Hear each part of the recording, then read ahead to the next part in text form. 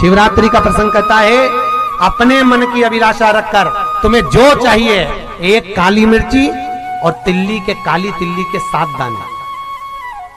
एक काली मिर्ची और काली तिल्ली के कितने दाने?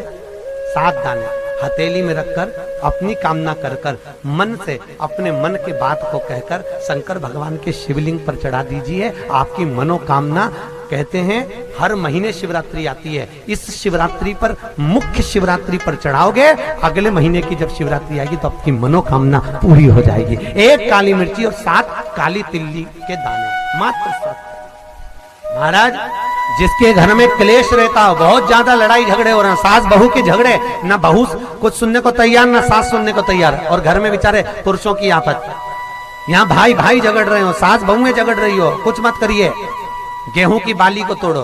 गेहूं की बाली जानते हो ना, जिसमें आप लोग तो गेहूं की बाली को तोड़ना है, और बाली 7 बाली तोड़कर अपने घर में घुमाकर अपने घर का नाम और गोत्र बोलकर उसको शंकर को समर्पित कर दीजिए। जिंदगी में कभी सास बहू का झगड़ा नहीं होगा महाराज। शिवरात्रि के दिन उसको समर्पित करिए, आपके घर में कभी क्लेश नहीं बच सकता। और शिवरात्रि के दिन रात्रि को 12 बजे शंकर भगवान पर एक धतूरा चढ़ा दो। क्या चढ़ाना है? जम के बोलिए जरा। धतूरा। ये शंकर भगवान को धतूरा चढ़ा दो। 12 बजे रात्रि को शिव जी पे धतूरा चढ़ाओ, आधे घंटे तक धतूरा चढ़े रहने दो, और आप श्री शिवाय नमस्तुभ्यम का जाप करो। जिस शंकर जी पे धतूरा चढ़ाए उस मंदिर के बाहर बैठकर कौन सा मंत्र जपना है? श्री शिवाय नमस्तुभ्यम। फिर से बोलो, श्री शिवाय नमस्तुभ्यम। धतूरा चढ़ाकर श्री शिवाय नमस्तुभ्यम का स्मरण करिए। और जो दुकान नहीं चलती हो, घर में लक्ष्मी नहीं टिकती हो, खेत में फसल अच्छी नहीं आती हो, संपदा नहीं आ रही हो, बस उस धतूरे को लाल वस्त्र में बांधकर अपनी दुकान में, अपने व्यापार में, अपने घर में रात को 12:30 बजे उठाकर लाओ, और 4 बजे के पहले उसको अपनी दुकान, व्यापार, व्यवसाय में उसको बांध दीजिए। और अगर जो जमीन फसल सही नहीं दे रही हो, उस जमीन में ले जाकर गाड़ दीजिए।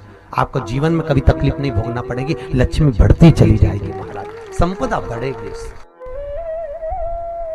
जो व्यक्ति ज्यादा बीमार रहता हो, बहुत बीमारी उसको घेरे रहती हो, परेशान रह रहा हो, बीमारी बनी हुई है, तो बोर चढ़ाइए। बेर, क्या बोलते हैं यहाँ पर? बेर की बोर, वो खाने वाला बेर जो होता है, उस बेर को 7 बेर ले लो, और 7 बेर को लेकर अपने ऊपर से घुमाकर शिवरात्रि की दोपहर के 12 बजे शंकर भगवान के शिवलिंग पर ले जाकर उस बेर को चढ़ा दीजिए।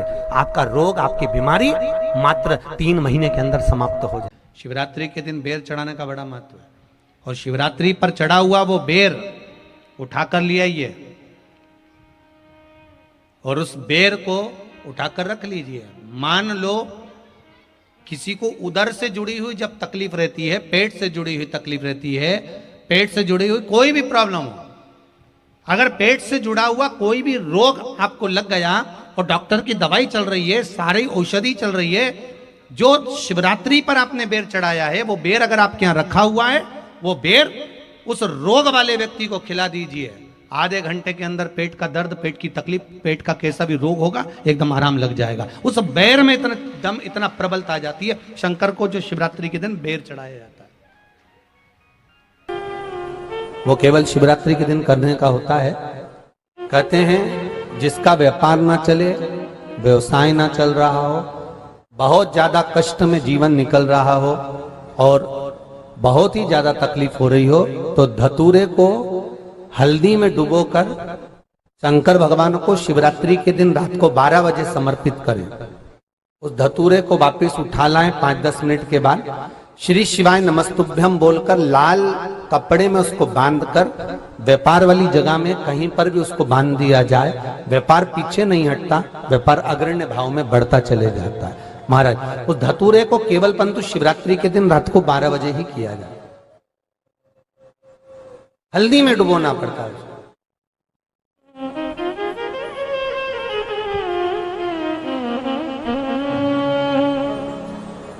यही प्रमाण एक क्रम में और है महाराज जी। लिंग पुराण कहती है, मान लो